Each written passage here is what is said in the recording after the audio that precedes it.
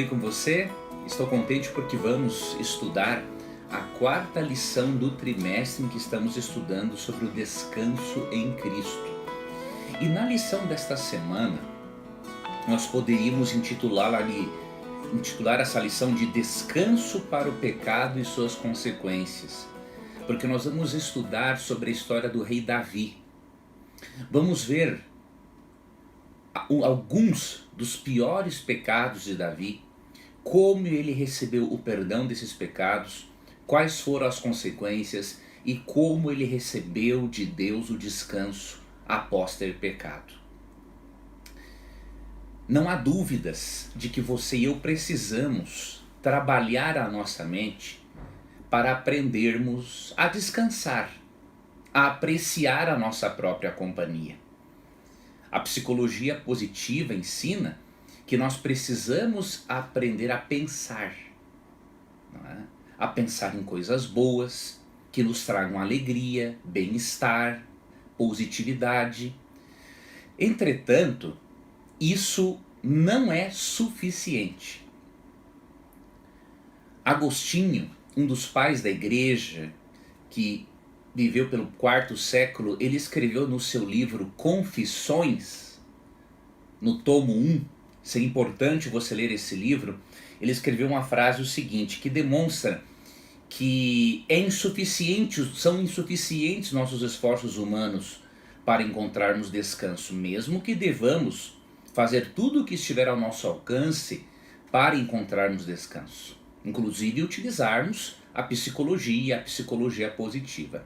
Porém, Agostinho, estava totalmente certo quando escreveu o seguinte, falando a Deus, Fizeste-nos para ti, e inquieto está nosso coração enquanto não repousar em ti. Então, há um momento em que você percebe que se você não descansar em Deus e você não crer que existe alguém acima de você e acima dos seus problemas, se você não tiver esses momentos, pode ter certeza que a sua vida será uma constante amargura, de constante dificuldade. E um detalhe que nós aprendemos aqui na história de Davi, e agora vamos entrar mais especificamente nela, é que quando nós buscamos descansar ou aliviar-nos no pecado, ao invés de buscarmos o descanso em Deus, porque é quando nos voltamos para o nosso Criador é que encontramos o real descanso, quando decidimos fazer como Davi, buscarmos um alívio a uma tensão sexual, buscarmos alívio a uma carência afetiva, buscarmos suprir o nosso orgulho, quando tentamos descansar fazendo o que é pecado, na verdade nós ficamos cansados e exaustos pelas consequências que vêm ao nosso organismo por causa dos nossos erros. O que aconteceu com Davi? Se você recordar, e os capítulos principais de estudo desta semana são 2 Samuel, capítulos 11 e 12, eu vou resumir para você o capítulo 11. Davi, que deveria estar com o seu exército, ele decidiu ficar no palácio. E a uma distância do palácio, ele enxergou uma mulher muito bonita, chamada Batseba, que era inclusive casada com um dos seus oficiais. E Davi, por ser o rei, ele havia se esquecido por um momento que ele não está acima da lei de Deus.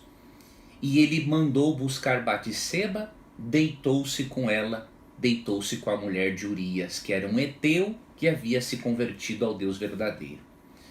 Só que aconteceu uma coisa, Batseba ficou grávida. E aí, o que fazer? Davi tentou de todas as formas arrumar a situação. E quando nós estamos praticando um erro, estamos no pecado, quanto mais tentamos por nossas próprias forças resolver o problema, pior fica, mais sujos nos tornamos. Davi fez uma proposta para Urias dando a ele, diríamos, uma noite de folga, ou um dia de folga para ele ficar em casa. Fazendo isso, Davi pensou o seguinte: bom, ele vai, deita-se com a mulher dele, e aí, ao ela falar da gravidez, óbvio que todos vão pensar que o filho é dele, inclusive ele. Então esta foi a primeira intenção de Davi. Só que Urias era tão fiel a Deus que Urias deu a seguinte resposta a Davi, ó, em 2 Samuel 11:11.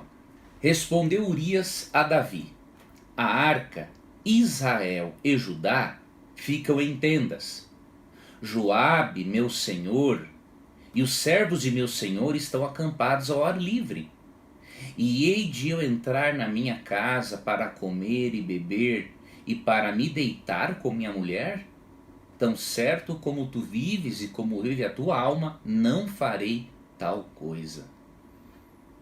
Então, Urias não queria ter um privilégio que os seus outros colegas, soldados e também generais, chefes, não tinham. Enquanto o serviço de Deus não fosse completado, ele não iria voltar para casa, porque ele era fiel ao Deus de Israel. E sendo que a tática de Davi não adiantou, a primeira tática, não é? Fazê-lo ficar com a própria mulher para que pensassem que o filho seria de Urias e não de Davi, Davi comete um outro pecado mais terrível ainda. Né? Davi manda matar Urias. Como? Colocando na frente do exército inimigo e fazendo com que os soldados de Israel recuassem um pouco. Colocaram ele na linha de frente, aí os soldados recuavam um pouco, e aí obviamente Urias sozinho não iria conseguir enfrentar um exército e com certeza ele morreria. Davi mandou uma carta pelas próprias mãos de Urias, né? Davi mandou uma carta para Joabe. Joabe entendeu o recado e, obviamente, seguiu as ordens. E Urias acabou morrendo. Então você veja, a história de Davi é algo muito sério. Né? Davi tentou encobrir o seu pecado e ele não buscou em Deus, em primeira instância, a solução para este problema no qual ele se meteu. Só que Deus é muito bondoso. Na parte de segunda-feira da nossa lição, nós vemos que Deus se utilizou do profeta Natã para despertar a consciência de Davi. E como a consciência de Davi foi despertada para o fato de que ele havia pecado? Natã repreendeu a Davi através de uma história. Vamos ler 2 Samuel capítulo 12, vamos ler alguns versos, vamos ler até o versículo 10. O Senhor enviou Natã a Davi. Chegando Natã a Davi, disse-lhe, agora vem a história, né? Havia numa cidade 2 homens, um rico e um outro pobre. O homem rico representava Davi e o homem pobre representava Urias na história. Tinha o rico ovelhas e gado em grande número, Davi. Mas o pobre não tinha coisa nenhuma senão uma cordeirinha que comprara e criara, ou seja, a esposa dele. Enquanto Davi tinha várias mulheres, ele era polígamo, contra a vontade de Deus, obviamente, mas Deus tolerava para ir reeducando o seu povo. Davi tinha muitas mulheres, muito gado, enquanto o homem tinha a sua única esposa. E mesmo assim Davi tirou a vida do homem para ficar com a mulher dele. Mas o pobre não tinha coisa nenhuma senão uma cordeirinha que comprara e criara, e que em sua casa crescera junto com os seus filhos. Comia do seu bocado e do seu copo bebia, dormia nos seus braços e a tinha como filha. Vindo um viajante ao homem rico, não quis este tomar das suas ovelhas e do gado para dar de comer ao viajante que viera a ele. mas tomou a cordeirinha do homem pobre e a preparou para o homem que lhe havia chegado. Então o furor de Davi se acendeu sobremaneira contra aquele homem e disse a Natã: tão certo como vive o Senhor, o homem que fez isso deve ser morto. Davi tinha um senso de justiça apurado, porém Davi percebeu que ele estava não percebeu que ele estava na verdade condenando-se a si mesmo. E aí no verso 6, e pela cordeirinha restituirá 4 vezes, porque fez tal coisa e porque não se compadeceu. E aí vem o verso 7 de 2 Samuel 12. Então disse Natã a Davi: tu és o homem. Assim diz o Senhor Deus de Israel: eu te ungi rei sobre Israel, e eu te livrei das mãos de Saul. Dei-te a casa de teu senhor e as mulheres de teu senhor em teus braços, e também te dei a casa de Israel e de Judá. E se isso fora pouco, eu teria acrescentado tais e tais coisas. Por que, pois, desprezaste a palavra do Senhor, fazendo o que era mal perante ele? A Urias o Heteu feriste a espada, e a sua mulher tomaste por mulher, depois de o mandar matar com a espada dos filhos de Amon. Então aqui, quando Natã conta essa história, a consciência dele desperta. E aí, no versículo 13, Davi diz assim, depois que Natã descreve, inclusive as consequências, das quais falaremos depois, Davi diz no verso 13, então disse Davi a Natã: pequei contra o Senhor. Ou seja, essa história foi importante para conscientizar, para despertar a consciência de Davi de que ele tinha pecado e muito. Como se não bastasse o adultério com Batseba, ele manda matar o esposo da mulher para ficar com ela. Então isso para Deus foi algo grave. E por que Davi disse pequei contra o Senhor? Se ele pecou contra Urias e contra Batseba. Aqui está um detalhe. Tudo aquilo de mal que nós fazemos para as outras pessoas reflete em Deus também, porque as pessoas são criadas à imagem e semelhança de Deus. Por isso tenha certeza, todo o mal que alguém faz a outras pessoas, isto reflete em Deus. Por isso, fazer o mal a alguém é pecar também contra o Criador deste alguém, que é Deus. Então por isso que Davi disse, pequei contra o Senhor, porque ele reconheceu que ao pecar contra aquelas duas pessoas, ele também estava pecando contra Deus.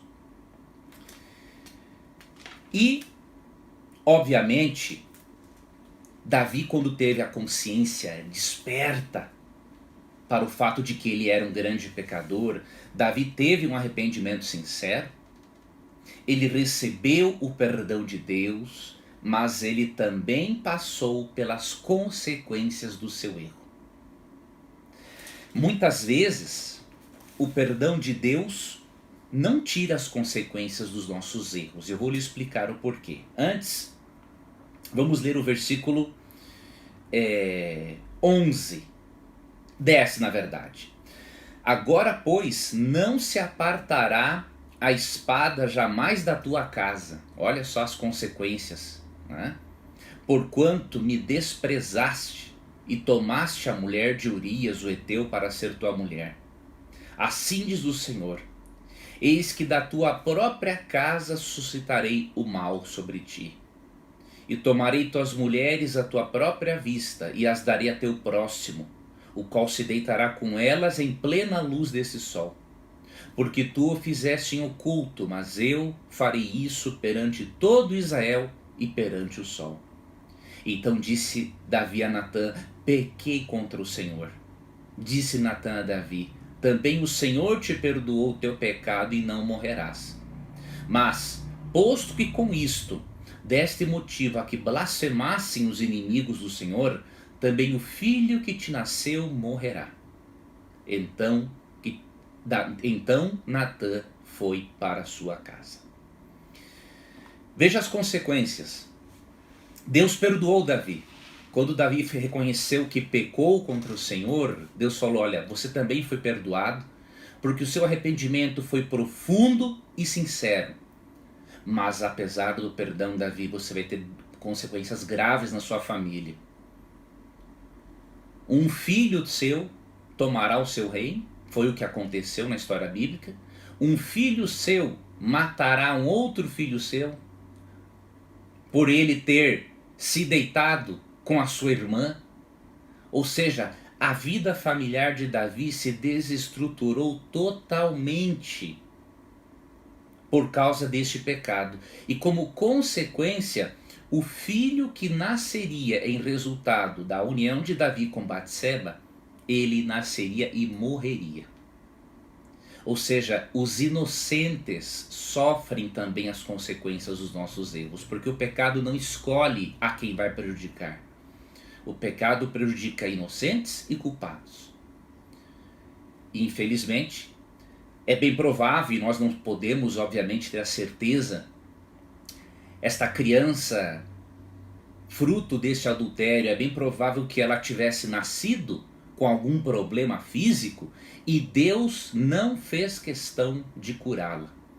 Então Deus foi o responsável realmente, direto ou indireto, nós não sabemos, o texto não deixa claro, mas Deus sim foi o responsável por esta penalização a Davi. E por que muitas vezes Deus não tira as consequências dos nossos erros? Porque as consequências, elas são as varas disciplinadoras de Deus. Se em cada momento que um filho erra, o pai e a mão passa a mão na cabeça, o que vai acontecer com este filho? Ele vai ficar cada vez pior. Se Deus, em todo momento em que erramos, Ele não permite que tenhamos as consequências desses erros, nos tornaremos filhos piores, mimados e de mau caráter, obviamente. Só que Davi sabia que apesar do seu pecado, que apesar das suas consequências, ele encontraria em Deus, na graça de Deus, o repouso, o alívio para o seu coração tão dilacerado, tanto pelo erro quanto pelas consequências. E por isso, Davi escreveu um dos salmos mais bonitos da Bíblia, que é o Salmo 51. O Salmo 51 é o salmo onde Davi demonstra o seu arrependimento profundo por causa do adultério com Batseba e do homicídio praticado contra Urias, o Eteu. No Salmo 51, nós vemos que Davi, além de confessar o seu pecado, ele pede a Deus que Deus o torne uma pessoa nova. É isso que você e eu devemos fazer. Quando pecamos, erramos, e nenhum de nós está livre de cometer até mesmo os mesmos erros que Davi, então não cabe a nós julgar ninguém, porque nós podemos ser os próximos, né? Como diz Paulo em Gálatas 6, 1 e 2, ou 1 a 3, quem está em pé, cuide para que não caia, não é? Nós precisamos, assim como Davi, pedir a Deus um coração novo. Pedir a Ele que nos renove, que nos purifique. Vamos analisar o Salmo 51 e aí com esta análise nós encerramos o estudo desta semana. Salmo 51, vamos ler aqui primeiramente o verso 1 que diz assim: compadece-te de mim, ó Deus, segundo a tua benignidade, ou segundo a tua bondade. E segundo a multidão das tuas misericórdias, apaga as minhas transgressões. Lava-me completamente da minha iniquidade e purifica-me do meu pecado. Pois conheço as minhas transgressões. Veja, ele não desculpou o seu pecado, ele não colocou a culpa em ninguém, ele assumiu as consequências do seu erro. E o meu pecado está sempre diante de mim. Pequei contra ti. Lembra-se, quando pecamos, fazemos o mal a alguém, fazemos o mal contra Deus. Pequei contra ti somente, e fiz o que é mal perante os teus olhos, de maneira que serás tido por justo no teu falar e puro no teu julgar. Eu nasci na iniquidade, e em pecado me concebeu minha mãe. Eis que te comprases na verdade no íntimo, e no recôndito me fazes conhecer a sabedoria. Purifica-me com esopo, e ficarei limpo. Lava-me, e ficarei mais alvo que a neve. O pedido dele de perdão é tão significativo que ele se utiliza aqui da figura do esopo. O que era o esopo? Era uma planta que eles usavam em rituais de aspersão, tanto de água quanto de sangue. E o esopo era usado porque as suas folhas, elas seguravam melhor o líquido, né? Então elas absorviam melhor o líquido e aí podia se fazer a aspersão, que era um ritual simbólico de purificação. Então Davi, e o curioso que o esopo era usado para purificar leprosos, se você ler Levítico capítulo 14. Então o que isso indica? Davi está dizendo o seguinte: Senhor, eu estou sujo pelo meu pecado como se estivesse sujo pela lepra. Por isso o Senhor me purifica com esopo. Tira de mim esta lepra deste pecado. Só que Davi não faz apenas isso. Davi, ele pede que Deus lhe devolva a alegria que ele havia perdido. Não tem nada de errado ou de audacioso um pecador arrependido e contrito pedir a Deus alegria. Aqui no versículo 8 ele diz assim: faze-me ouvir júbilo e alegria, para que exultem os ossos que esmagaste. Esconde o rosto dos meus pecados e apaga todas as minhas iniquidades. Então ele pede para Deus de volta, não é? O júbilo e a alegria. E você pode fazer a mesma coisa. Quando você se arrepende do seu pecado, fica triste pelo seu erro e está passando por certas consequências, sejam internas ou exteriores, né? Você pode dizer para Deus que além de arrependido, e você pode pedir para Deus, além de pedir o perdão, peça também a Deus que devolva a sua alegria, o seu júbilo, e Deus vai fazer isso. Só que você e eu precisamos fazer algo mais quando pecamos. Precisamos fazer esta oração do verso 10 do Salmo 51. Cria em mim, ó Deus, um coração puro e renova dentro de mim um espírito inabalável. Primeiro ele pediu um coração puro e um espírito inabalável, porque ele sabia que sem Deus ele cairia de novo. E aí no verso 11, não me repulses da tua presença, nem me retires o teu Santo Espírito. Deus pede também para que ele nunca perca a presença do Espírito Santo na sua vida, porque unicamente a terceira pessoa da Trindade pode nos convencer de que somos pecadores, para sentirmos a necessidade de Deus e termos o arrependimento e o perdão. E outra coisa que ele fez nesse salmo que você e eu devemos fazer, está aqui no versículo 12. Restitui-me a alegria da tua salvação e sustenta-me com um espírito voluntário. Nós precisamos, ao recebermos o perdão de Deus, voltarmos a sentir a alegria da salvação. Se você não voltar a sentir a alegria da salvação, alguma coisa está errada. Ou você não entendeu a doutrina da justificação pela fé, ou você não se perdoou ainda, ou você não compreende, ou melhor, não crê totalmente na Bíblia quando ela afirma que Deus lhe purifica sim dos seus pecados. E sabe qual é a consequência de nós sermos perdoados por Deus? Uma delas, veja o que diz o verso 13. Então ensinarei aos transgressores os teus caminhos, e os pecadores se converterão a ti.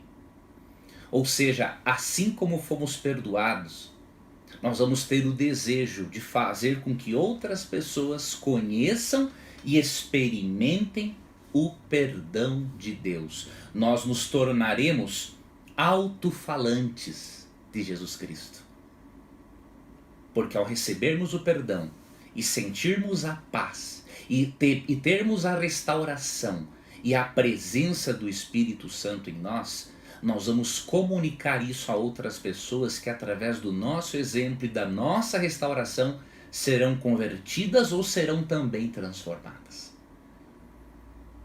E eu finalizo o estudo deixando para você o texto de 1 João capítulo 1, verso 9, que de acordo com o autor da lição, é um resumo do Salmo 51.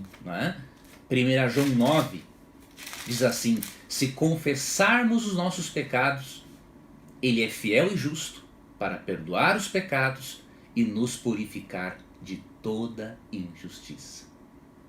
Deus pode lhe purificar de toda injustiça, não de qualquer injustiça. O que você tem que fazer? Crer, buscar, aceitar este perdão gracioso e ter um arrependimento profundo e sincero no seu coração.